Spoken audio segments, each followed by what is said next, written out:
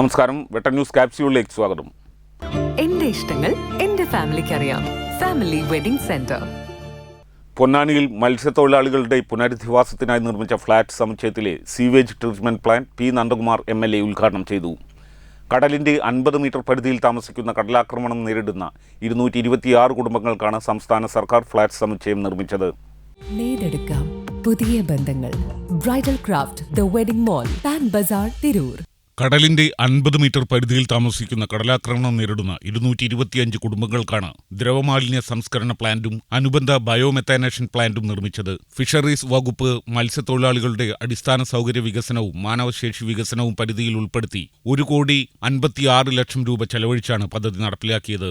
120 KLD സംസ്കരണ ശേഷിയുള്ള ഈ പ്ലാന്റ് MBBR സാങ്കേതികവിദ്യ ഉപയോഗിച്ചാണ് പ്രവർത്തിക്കുന്നത്. ആധുനിക രീതിയിലുള്ള അൾട്രാ ഫിൽട്രേഷൻ കൂടി ഉൾപ്പെടുത്തി സംസ്ഥാന പൊല്യൂഷൻ കൺട്രോൾ ബോർഡ് മാനദണ്ഡങ്ങൾ അനുസരിച്ചാണ് പ്ലാന്റ് രൂപകൽപ്പന ചെയ്തിരിക്കുന്നത്.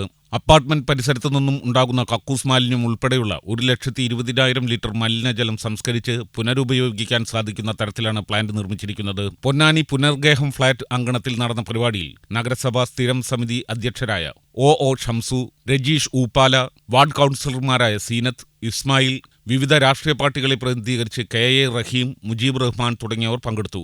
ജില്ലാ fisheries deputy director Ashiq Babu സ്വാഗതവും പൊന്നാനി മത്സ്യഭവൻ FEO ആദർശ് നന്ദിയും പറഞ്ഞു. മാലിന്യ സംസ്കരണ രംഗത്തെ സർക്കാർ അക്രഡിറ്റഡ് ഏജൻസിയായ Palakkad IRTC project implementation unit എന്ന സ്ഥാപനമാണ് ഈ പ്ലാന്റ് രൂപകൽപ്പന ചെയ്തത്. വെട്ടം ന്യൂസ്, പൊന്നാനി.